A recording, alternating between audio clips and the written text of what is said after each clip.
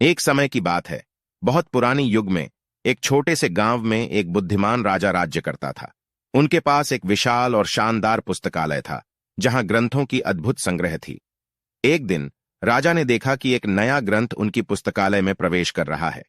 वह ग्रंथ इतना प्रभावशाली और अद्भुत था कि राजा ने सोचा कि यह सबसे महत्वपूर्ण ग्रंथ होना चाहिए। उन्होंने अपने पुस्तकालय के पुस्तकारों को ग्रंथ को छानकर इसके बारे में जानकारी देने को कहा। पुस्तकारों ने ग्रंथ की तलाशी ली और उन्हें देखा कि यह किसी प्राचीन समय की कहानियों का संग्रह है।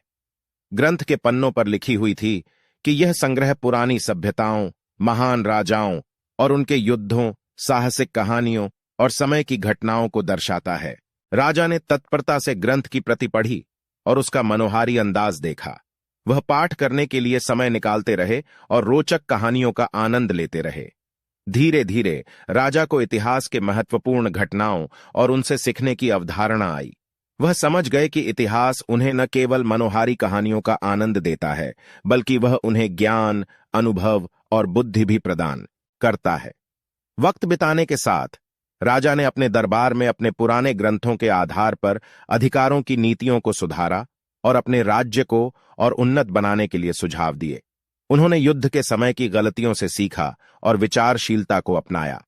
उनके राज्य में विचारशीलता, न्याय और ज्ञान की महत्वपूर्ण भूमिका हो गई।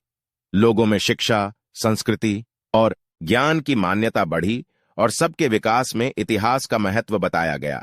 इस कहानी से समझते हैं कि इतिहास हमारे पूर्वजों की जीवन की कठिनाइयों, उनकी जीवनी और उनकी ब्राह्मणता से सीखने का एक महत्वपूर्ण स्रोत है। यह हमें अपने गलतियों से सीखने की क्षमता देता है